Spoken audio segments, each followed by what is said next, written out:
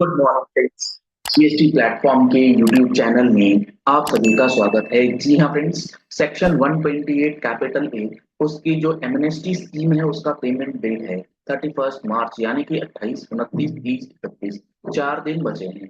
और इस 4 दिन के पहले एक बहुत इंपॉर्टेंट चेंज इस पूरे स्कीम के लिए कर दिया गया है। 128 कैपिटल ए का जो स्कीम है वो पूरी तरीके से बदल चुका है। इसके लिए नोटिफिकेशन इशू किया है गवर्नमेंट ने। इस सेशन के अंदर हम लोग डिस्कस करने वाले हैं जो ये चेंज आया है सेक्शन 128 ए के अंदर।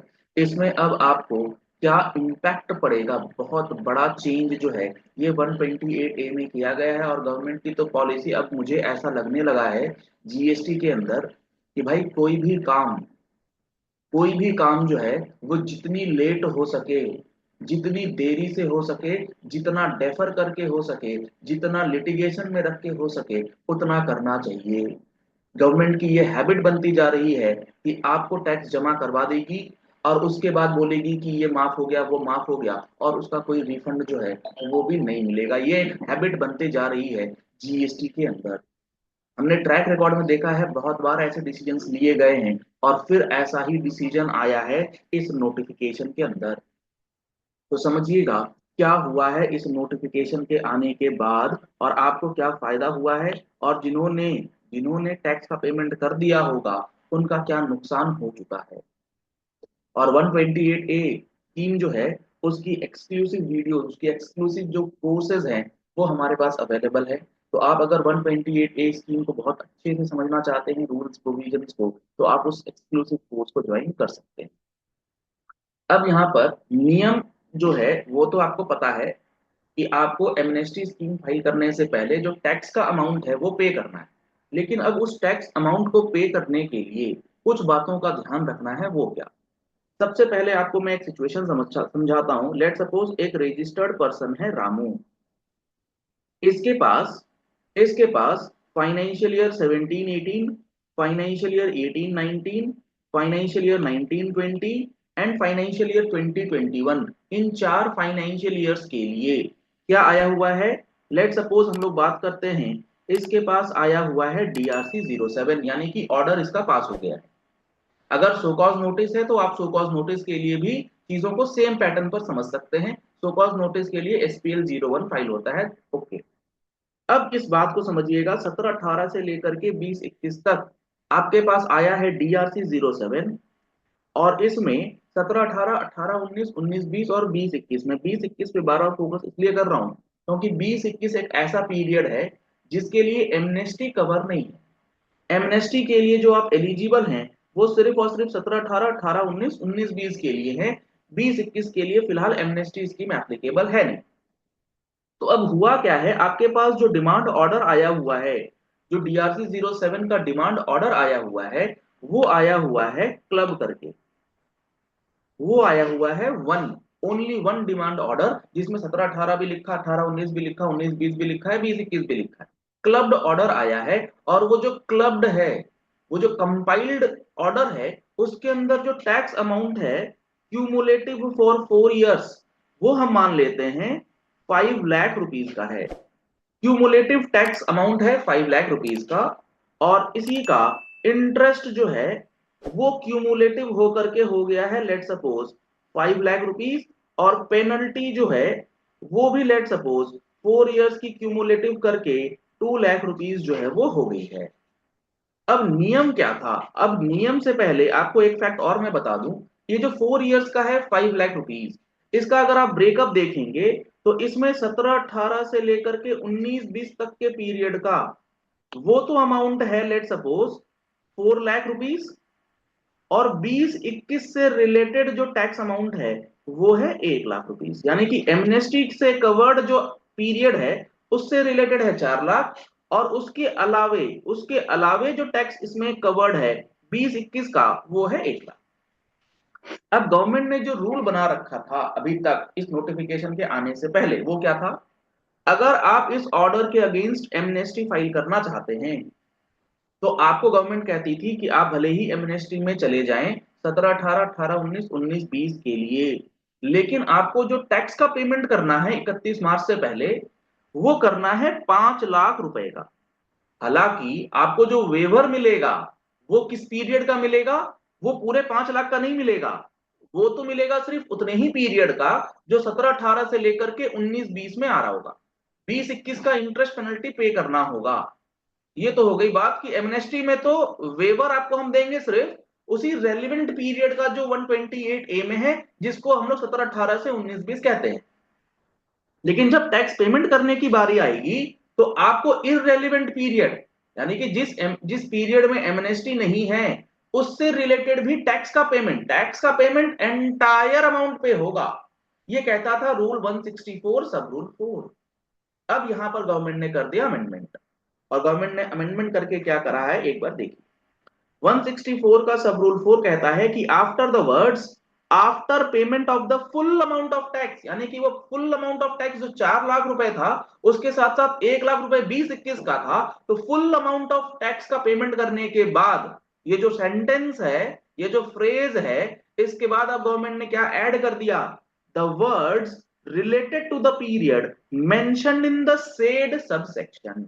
यानी कि अब गवर्नमेंट कह रही है कि 17-18 हो, 18-19 हो, 19-20 हो, आपको सिर्फ और सिर्फ इन 3 पीरियड से रिलेटेड ही फुल अमाउंट करना है पेमेंट, 20-21 का पेमेंट नहीं करना। और ये कब कह रही है, 3 दिन पहले। The words related to the period mention in the said subsection का मतलब हो गया 17-18 से लेकर के 19-20 के पीरियड का। तो अब आज के बाद जो आप पेमेंट करेंगे उस पेमेंट के अंदर आपको यह ध्यान रखना होगा कि 17-18 से लेकर के 19-20 का ही पेमेंट करना है। इररेलेवेंट पीरियड का पेमेंट करने की जरूरत नहीं है, क्योंकि वो एमनेस्टी में है नहीं, कोई लॉजिक भी नहीं था इस तरीके से पूरा पेमेंट करवाने का। सर ये तो गलत बात हो गई, ये तो हम लोगों ने पेमेंट कर दिया है क्योंकि 31 मार्च लास्ट डेट थी, तो बहुत नियर आ गया था डेट, तो हम लोगों ने तो पेमेंट कर दिया है पूरा का पूरा 1 लाख, ये तो हमें अब रिफंड मिल ही जाना चाहिए। ये तो रिफंड नहीं मिलने का कोई सवाल ही नहीं है। गवर्नमेंट ने इसी के साथ साथ एक्सप्लेनेशन भी ऐड कर दिया। इसमें अब इन्होंने लिख दिया कि no refund shall be available for any tax interest penalty which has already been discharged. जो आपने ऑलरेडी पे कर दिया है उसको अब आप भूल जाओ, उसमें कोई रियायत आपको मिलने नहीं जा रही है। Prior to the commencement of the CGST second amendment rules in cases where a notice or statement order, जो कि 128A1 के अंदर है, includes a demand of tax partially for the period mentioned in the said subsection and partially in the period other than mentioned in the said subsection. यानी कि 20-21 के लिए अगर किसी ने कर दिया होगा पेमेंट तो उसका रिफंड जो है अब गवर्नमेंट नहीं देगी। तो ये एक हैबिट बन गई है गवर्नमेंट की इस तरीके से उल्टा पुल्टा करने की। अब एक दूसरा चेंज हुआ है रूल्स के अंदर ही। मान लीजिए इसी केस की अगर हम लोग बात करें तो इसी केस में क्या हुआ है, आप गए हुए हैं अपील के अंदर, आपने पूरा का पूरा डिमांड ऑर्डर जो है अपीलेट अथॉरिटी के पास फाइल कर रखा है। उसमें आपका जो मैटर इन्वॉल्व है 17-18 से लेकर के 20-21 तक। अब 128A के अंदर जब एप्लीकेशन आप फाइल करेंगे तो आपके पास एक कंडीशन है कि आप एमनेस्टी स्कीम में जाएं, उससे पहले आपको क्या करना है, आपको करना है अपना अपील विथड्रॉ। अब प्रॉब्लम क्या है, एमनेस्टी तो एप्लीकेबल है 17-18 से 19-20 के लिए, लेकिन आपका जो डिमांड ऑर्डर है जिसके अगेंस्ट आप अपील फाइल कर चुके हैं उसमें 20-21 भी है, और 20-21 के लिए एमनेस्टी नहीं है। बेसिकली 17-18 से 19-20 और 20-21, ठीक है, ये ब्रेकअप हो जा रहा है एक डिमांड ऑर्डर का जिसके अगेंस्ट आपने अपील फाइल करा हुआ है। तो अब इसमें प्रॉब्लम कहां है, जब आप अपील विथड्रॉ कर रहे हैं तो अपीलेट कोर्ट ये कह रहे हैं कि आप जो अपील विथड्रॉ के लिए आए हैं, ठीक है, हम मान गए कि आपने 17-18 से लेकर के 19-20 एमनेस्टी का बेनिफिट लेना है, लेकिन 20-21 के लिए तो एमनेस्टी है ही नहीं। तो आपने जो ये एक अपील फाइल करी है, क्योंकि डिमांड ऑर्डर एक ही है, तो इसको कैसे करें, यहां आ रही थी प्रॉब्लम। तो अब गवर्नमेंट ने क्या करा, गवर्नमेंट ने बोला कि अगर ऐसा कोई केस है कि आपका कंबाइंड ऑर्डर है और आपने अपील फाइल करी हुई है, तो आपको अब अपील विथड्रॉ करने की जरूरत नहीं है। आपको अपील विथड्रॉ करने के लिए गवर्नमेंट जो है वो नहीं कहेगी। तो गवर्नमेंट क्या बोलेगी, गवर्नमेंट अब ये कह रही है रूल 164 सब रूल 7 जिसमें अपील विथड्रॉ करना मैंडेटरी था, अब इन केसेस में गवर्नमेंट कहती है कि आप अपीलेट कोर्ट के सामने चिट्ठी लिखें, अपीलेट कोर्ट को लिख करके बताएं कि हम लोग 17-18 से लेकर के 19-20 तक के लिए हम लोग अपील में प्रोसीडिंग्स नहीं कराना चाहते, we do not want to pursue and we further want to pursue for section 128 A. और उस आपकी चिट्ठी को, आपकी इंटीमेशन को अपीलेट कोर्ट ये मानेगी कि आप 128 ए के अंदर जाना चाहते हैं, और उस एक्सटेंट तक आपका अपील ऑर्डर 128 ए के अंदर कवर हो जाएगा, और वही इंटेंट, वही इंटेंशन मान लिया जाएगा कि आपने विथड्रॉ कर लिया है अपील। अब सेक्शन 128 ए के अंदर आप उस इंटेंशन को लगा करके अपनी फाइलिंग जो है वो कर सकते हैं। एक बार देखिए इन्होंने क्या लैंग्वेज लिख करके आपको दी है। प्रोवाइडेड दैट, ये रूल्स 164 सब रूल 7 बात करता है अपील विड्रॉल की। ये सारे रूल्स आपको हमारे कोर्स के अंदर बहुत डिटेल में समझाए गए हैं, तो आप उसका बेनिफिट ले सकते हैं। कॉन्टैक्ट नंबर आपको स्क्रीन पर दिए गए हैं, उन नंबर्स पे कॉल या व्हाट्सएप करके। और ये वीडियो भी, क्योंकि ये अमेंडमेंट है रिलेटेड टू दैट कोर्स, ये हमारे उस कोर्स का पार्ट बनेगी, वहां पर अपलोड हो जाएगी।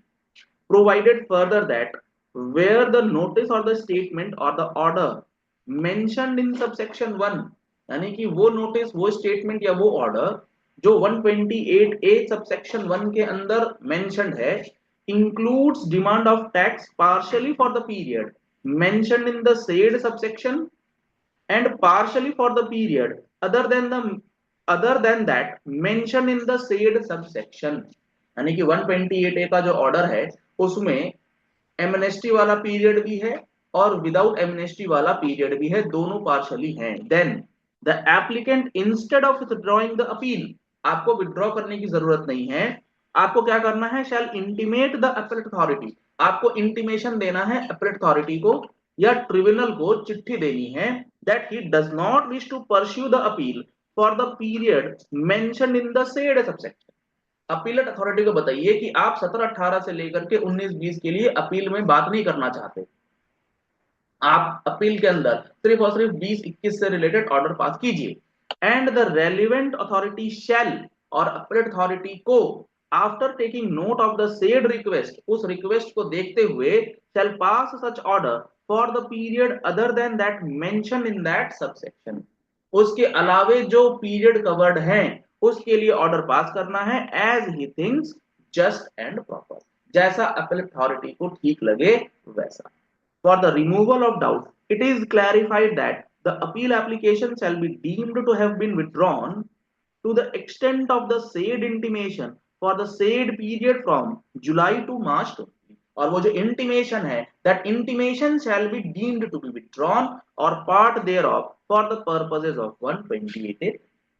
तो विड्रॉ करने का जो चांस है वो आपको अब प्रैक्टिकली करने की जरूरत नहीं है, आप इंटीमेशन दे दीजिए, आपका काम जो है वहां पर हो जाएगा।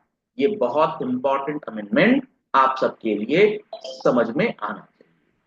अगर आपने जीएसटी का फुल कोर्स एनरोल कराना है तो आपको कॉन्टैक्ट नंबर्स दिए गए हैं, आप हमारा मोबाइल एप्लीकेशन डाउनलोड कर लीजिए, वहां से 180 आवर्स प्लस की क्लासेस जो है with complete coverage of each and every section भी आपको मिल जाएंगे। Thank you.